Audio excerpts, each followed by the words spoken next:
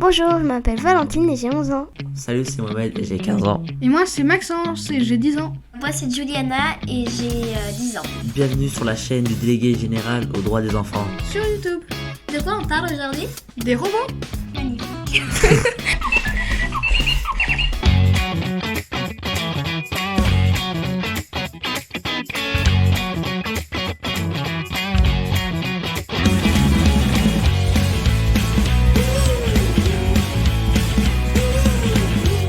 C'est quoi un robot?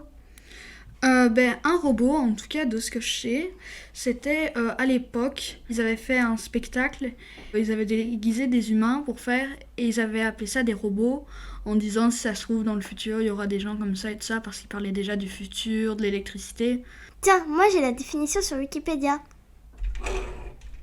Le terme robot apparaît pour la première fois dans la pièce de théâtre science-fiction RUR, Rossum Universal Robot, écrit en 1920 par l'auteur Karel Čapek. Le mot a été créé par son frère Joseph à partir du mot tech robota, qui signifie travail, besogne, corvée.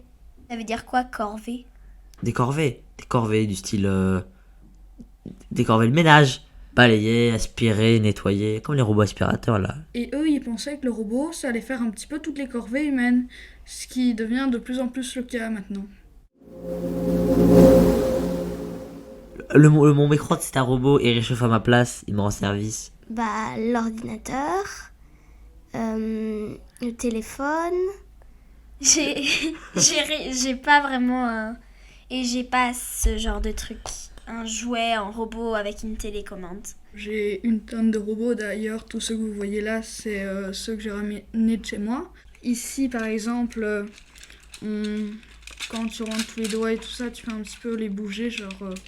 Je peux attraper votre tête avec. Est-ce que ça passe à travers l'écran? Une erreur informatique ça peut arriver, le robot devient fou. On est loin du Terminator qui va calache tout le monde.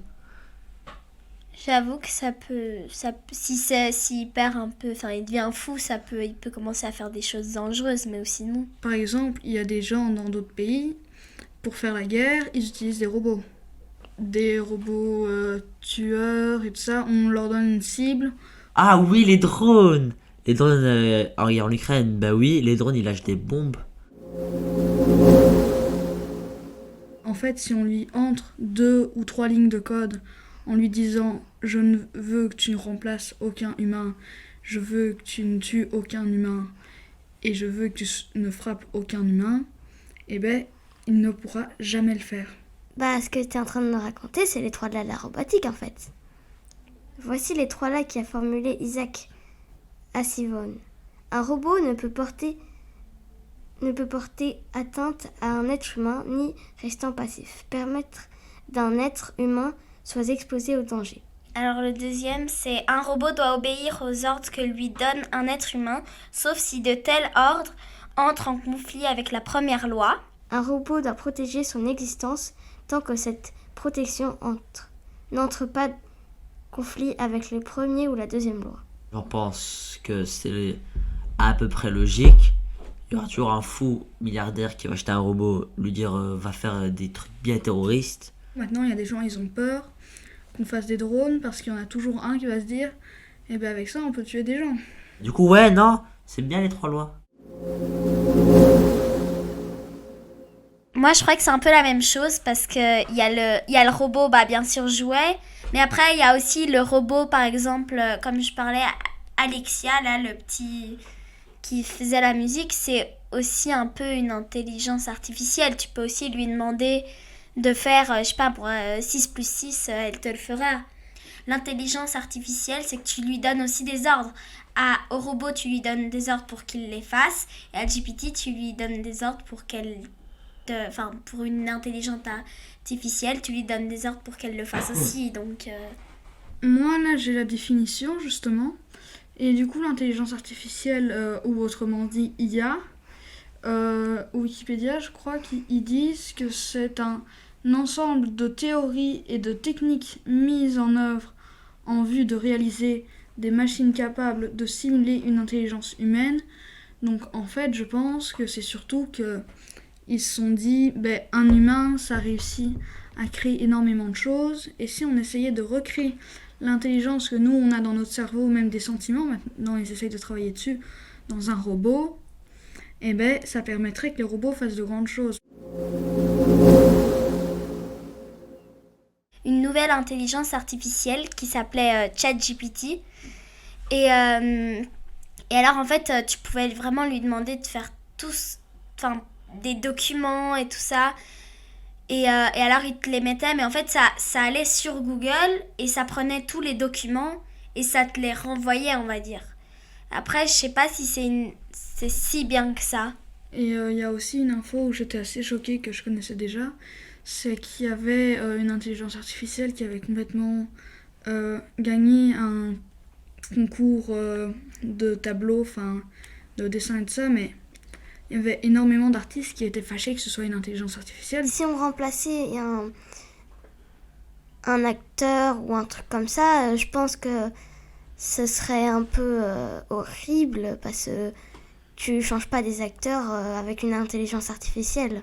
Pour le moment, on est toujours un petit peu en manque de métiers pour des réfugiés, tout ça, donc je crois que c'est pas une si bonne idée que ça de commencer à mettre des robots à la place de déjà des boulots qu'on cherche et tout ça.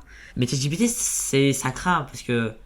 Pas ça craint, parce que la vérité, si t'as un exposé à faire et que tu l'as pas fait, ça peut t'aider.